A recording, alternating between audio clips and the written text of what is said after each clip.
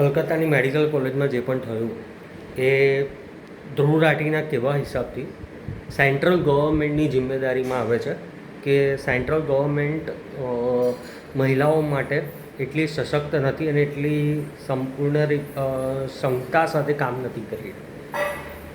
હવે આમાં ઇન્ડી ગઠબંધનનો સપોર્ટ આપણે ઇલેક્શનના ટાઈમથી જોઈ રહ્યા છે કે ધ્રુવ રાઠી કોની સાઈડ વધારે પલડું એનું નમેલું છે. ઇન્ડી ગઠબંધનના સપોર્ટમાં એને ઘણા બધા વિડીયો બનાવ્યા છે અને કરંટ ગવર્મેન્ટને એ ટોટલી ઇન્ડિયાની બહારથી બેઠા ઇન્ડિયાની બહાર જ રહે છે, ઇન્ડિયામાં રહેતો નથી અને એને ઇન્ડિયાની એ પરિસ્થિતિ ખબર નથી, તો તે પણ છતાં એ ઇન્ડિયન ગવર્મેન્ટને ટોટલી ટાર્ગેટ કરતો રહ્યો છે. અત્યારે પણ એ મમતા બેનર્જીને ચોખ્ખી રીતના બચાવી રહ્યો છે. એ વિડીયોમાં એના દેખાય છે કે એનું એક ઓવર પોઝેસિવનેસ એની દેખાય છે મમતા બેનર્જી સાઈડ. હવે કોઈ પણ રાજ્યમાં કંઈ પણ ઘટના બને તો એના લો એન્ડ ઓર્ડરની સંપૂર્ણ જિમ્મેદારી ત્યાંના રાજ્યની પોલીસ પ્રશાસનની હોય છે અને ગવર્મેન્ટની હોય છે.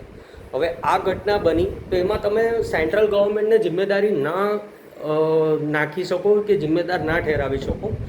હવે ભાજપ જ્યારે પણ ભાજપ શાસિત પ્રદેશોમાં ત્યાંની લોકલ ગવર્મેન્ટમાં સ્ટેટમાં આ પ્રોબ્લેમ થાય છે, આવા કંઈ પણ ઇન્સિડન્ટ થાય છે ત્યારે તમે ભાજપને જિમ્મેદાર ઠેરાવો છો કે ત્યાંની જે સત્તાધારી પક્ષ છે એને જિમ્મેદાર ઠેરાવો છો. અત્યારે જ્યારે આ વસ્તુ વેસ્ટ બેંગોલમાં થઈ છે, મમતા બેનર્જીના રાજ્યમાં થઈ છે, ત્યારે તમે સેન્ટ્રલ ગવર્મેન્ટને જિમ્મેદાર ઠેરાવો છો. તો આ કયા હિસાબથી સાચું છે અને કયા હિસાબથી ખોટું છે એ તમે તમારી જાતે ડિસાઈડ કરો.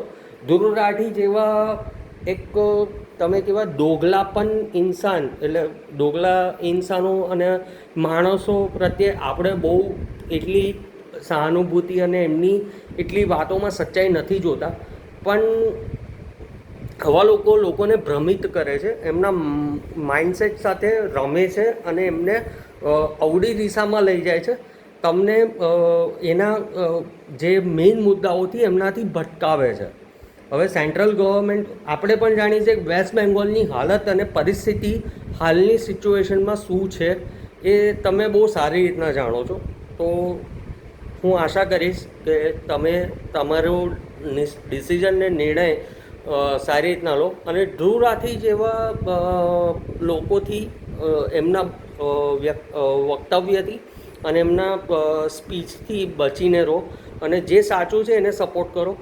મને પણ દુઃખ થાય છે, હું ગુજરાતી છું અને હું એક ભારતીય તરીકે દેશની બેટીને જે રીતના આ કૃત્ય થયું છે, આટલું ખતરનાક, આટલું ડેન્જર કૃત્ય થયું છે, એનાથી મને પણ એ ચિંતા થાય છે કે આપણો દેશ કઈ રીતના કઈ સાઈડ આગળ વધી રહ્યો છે. મારી પણ માં છે, મારી પણ બેટી છે, મારી પણ પત્ની છે. મને પણ ચિંતા થાય છે કે સમાજમાં જે અમુક વર્ગના અમુક લોકો છે કે અમુક લોકોની જે વિચારધારા છે સ્ત્રીઓને લઈને એ બહુ ખરાબ છે.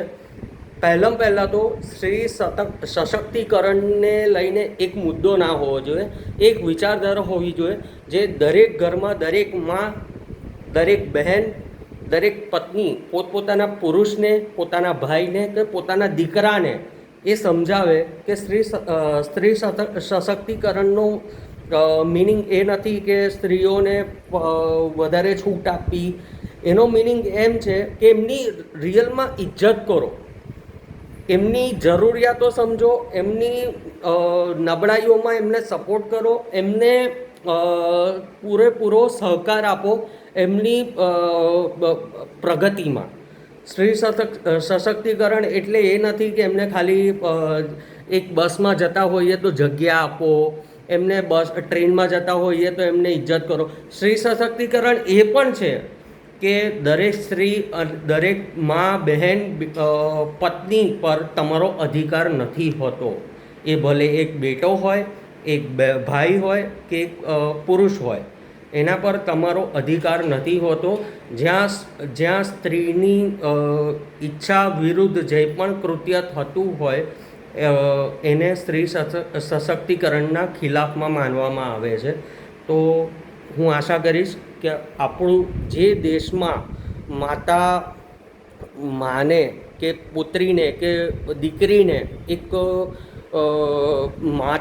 માની સ્વરૂપમાં પૂંજવામાં આવે છે, એ જ દેશમાં આ રેપ જેવી ઘટનાઓ થઈ રહી છે, જે ટોટલ અશોભનીય છે અને બહુ ખરાબ છે આપણા દેશની સંસ્કૃતિ માટે.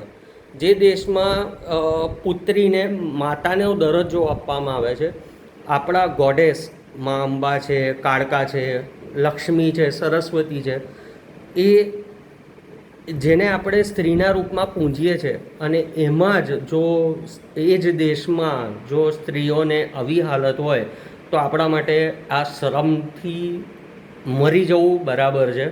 અને હું આના ટોટલ ખિલાફ છું, એક ગુજરાતી તરીકે, એક ભારતીય તરીકે. ગુજરાતી તો હું પછી છું, પહેલો હું ભારતીય છું. અને મારી સનાતન સંસ્કૃતિ એવું નથી કહેતી કે આ દેશમાં જેમાં આપણે દીકરીને એક માતા તરીકે પૂંજીએ છીએ અને એ જ દેશમાં એક દીકરીને આ રીતના દર્દનાક યાતનાઓ સહન કરવી પડે છે, એ આ દેશ માટે યોગ્ય નથી અને એના ભવિષ્ય માટે યોગ્ય નથી. જો આપણે આ વહેલી તકે નહીં સમજીએ અને આપણા પુરુષો, દીકરા અને ભાઈ ને આ નહીં સમજાવીએ, શિક્ષણ નહીં આપીએ, તો આપણો દેશ આજથી 10 વર્ષ કે 20 વર્ષ પછી પણ જે છે એના કરતાં પણ પાછળ જતો રહેશે. જય હિન્દ, જય ભારત, વંદે માતરમ.